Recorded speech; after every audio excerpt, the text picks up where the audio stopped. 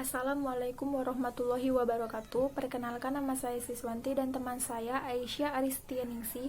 Kami dari kelompok 1 ingin mempresentasikan judul makalah kami yang berjudul Pengorganisasian Pesan-pesan Bisnis.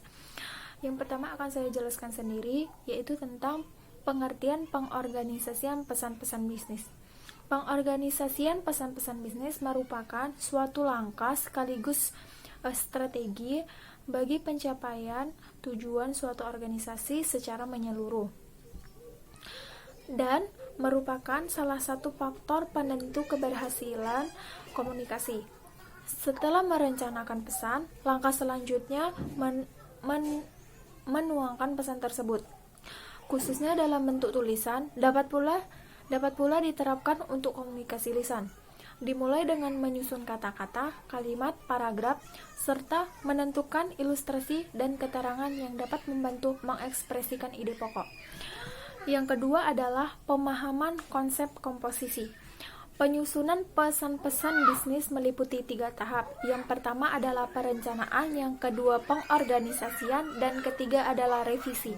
Saya akan menjelaskan satu-satu. Yang pertama adalah perencanaan.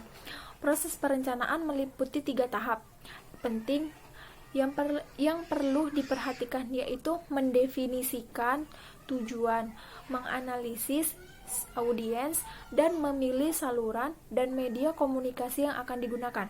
Yang kedua adalah pengorganisasian. Proses ini dimulai dengan merangkai kata, kalimat, paragraf, dan memilih ilustrasi yang diperlukan untuk mendukung ide pokok bahasannya. Perlu diperhatikan bagaimana menggunakan kata-kata, kalimat, paragraf yang sederhana, mudah dipahami, dimengerti, dan dilaksanakan oleh si penerima pesan. Yang ketiga adalah revisi. Kalau ternyata belum sesuai, perlu dilakukan pengecekan sekaligus revisi atau perbaikan selanjutnya. Perbaikan seperlunya, sehingga apa yang telah direncanakan sebelumnya dapat dicapai. Dan yang ketiga adalah penentuan tujuan. Mengapa tujuan harus jelas? Tujuan yang jelas akan membantu mengarahkan untuk mencapai tujuan yang dikehendaki dan dapat membantu proses pengambilan keputusan yang mencangkup antara lain, yaitu keputusan untuk meneruskan pesan, keputusan untuk meneruskan audiens, dan keputusan untuk meneruskan isi pesan, dan keputusan untuk menetapkan media yang akan digunakan. Tujuan komunikasi. Secara umum ada 3 tujuan komunikasi. Yang pertama adalah memberikan informasi. Yang kedua adalah melakukan persuasi. Dan 3 cara menguji tujuannya itu yang pertama, apakah tujuan tersebut realistis? Dalam arti bahwa ide atau gagasan yang hendak disampaikan dapat disesuaikan dengan kemampuan yang ada, seperti kemampuan finansial, manajerial, sumber daya. Dan yang kedua, apakah waktunya tepat? Dalam menyampaikan suatu ide atau gagasan, hendaknya dipertimbangkan masalah ketepatan waktu. Dan yang ketiga, apakah orang yang mengirimkan pesan sudah tepat? Ketidaktepatan dalam menentukan siapa saja yang layak untuk menyampaikan suatu pesan akan berpengaruh terhadap efektivitas penyampaian suatu pesan. Dan yang keempat adalah apakah tujuannya selaras dengan tujuan organisasi perusahaan. Tujuan penyampaian suatu pesan hendaknya mengacu pada tujuan organisasi secara keseluruhan. Yang keempat adalah analisis audiens. Yang pertama, cara mengembangkan profil audiens, yaitu menentukan ukuran dan komposisi audiens. Yang kedua itu apakah audiensnya.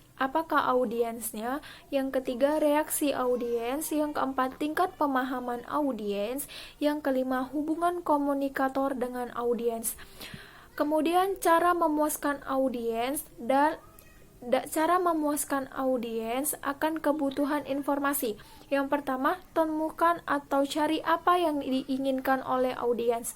Yang kedua, antisipasi pertanyaan yang tidak diungkapkan. Yang ketiga, berikan semua informasi yang diperlukan. Yang keempat, pastikan bahwa informasinya akurat. Yang kelima, tekankan ide-ide yang paling menarik bagi audiens. Yang ketiga adalah cara memuaskan kebutuhan motivasional audiens. Beberapa jenis pesan bertujuan memotivasi audiens untuk mau mengubah perilaku mereka. Akan tetapi, pemberian motivasi ini seringkali mengalami hambatan. Hal ini disebabkan kecenderungan dari audiens untuk tidak mau mengubah sesuatu yang ada dengan hal yang baru. Salah satu cara untuk mengatasinya adalah dengan memberikan argumentasi yang bersifat rasional. Kemudian yang kelima adalah penemuan ide pokok. Topik dan ide pokok merupakan dua hal yang berbeda. Topik adalah subjek pesan yang lebih luas, sedangkan ide pokok adalah pernyataan tentang suatu objek yang menjelaskan isi dan tujuan dari pokok tersebut.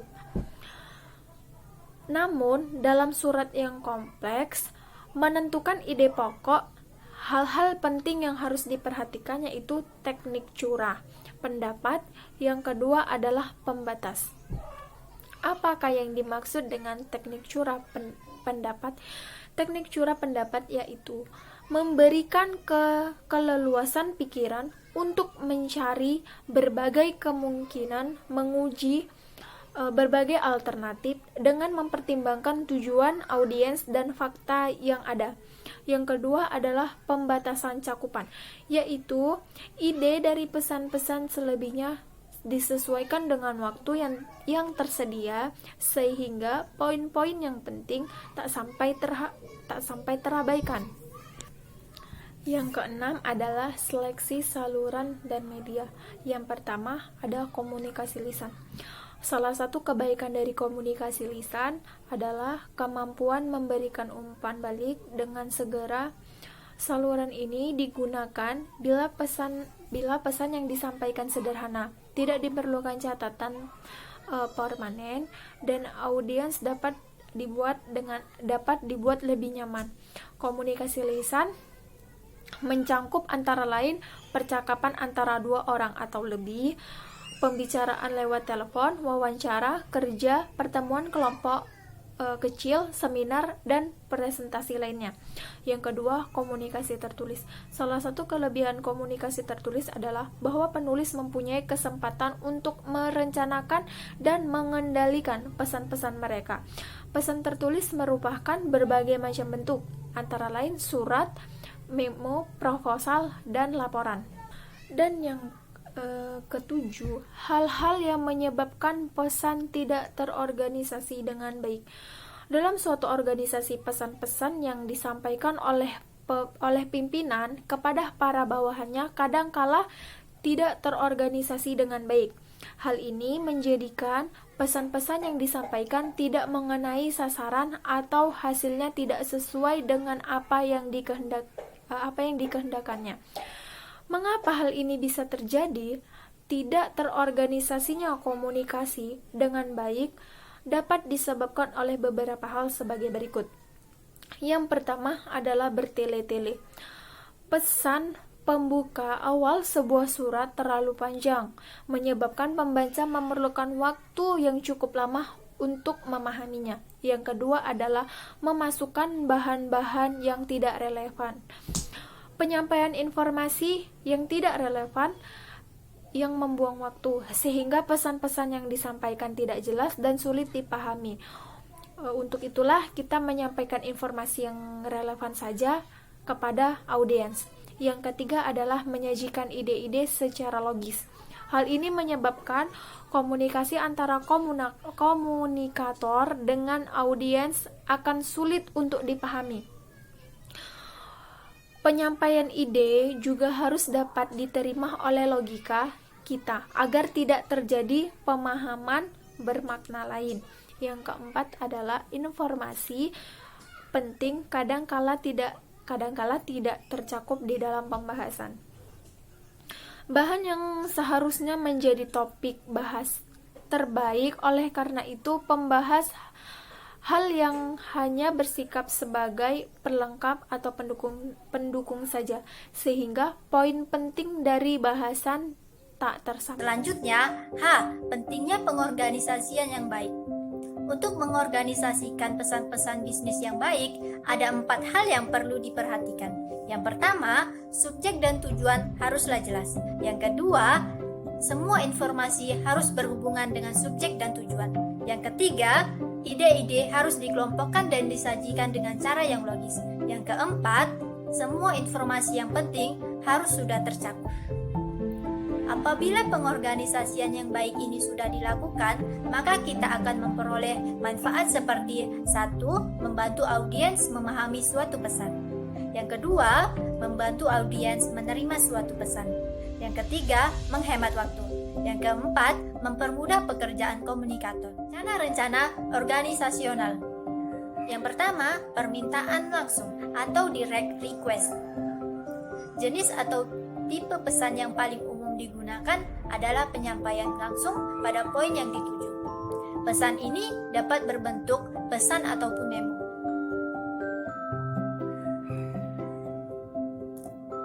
Surat direct request harus terdiri dari tiga bagian, antara lain bagian awal, bagian pertengahan, dan bagian akhir.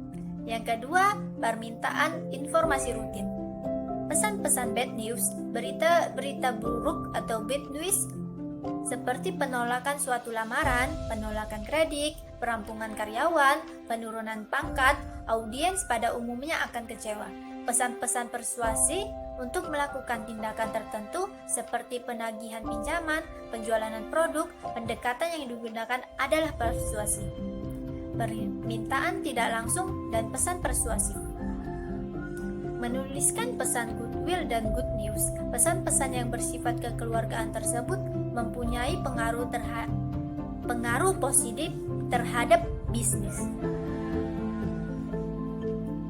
Beberapa bentuk goodwill yang sering dibuat oleh perusahaan adalah ucapan selamat atau congratulations, message of appreciation, condolence, dan ucapan selamat atau congratulations. Penulisan pesan-pesan persuasif. Persuasif merupakan suatu usaha mengubah sikap, kepercayaan, atau tindakan audiens untuk mencapai suatu tujuan. Secara sederhana, persuasi yang efektif adalah kemampuan untuk menyampaikan suatu pesan di dalam suatu cara yang membuat audiens atau pembaca merasa mempunyai pilihan dan membuat mereka setuju. Adapun langkah-langkah yang dapat dilakukan dalam penulisan pesan-pesan persuasif antara lain 1. Analisis audiens. Yang kedua, mempertimbangkan perbedaan budaya. Yang ketiga, memilih pendekatan organisasional.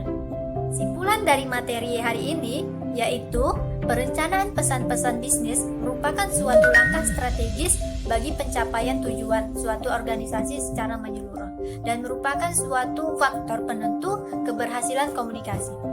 Setelah merencanakan pesan, langkah selanjutnya menuangkan pesan tersebut. Penyusunan pesan-pesan bisnis meliputi 3 tahap, yaitu perencanaan, pengorganisasian, dan revisi. Demikian hasil presentasi kami. Apabila ada kekurangan, mohon maaf. Wassalamualaikum warahmatullahi wabarakatuh.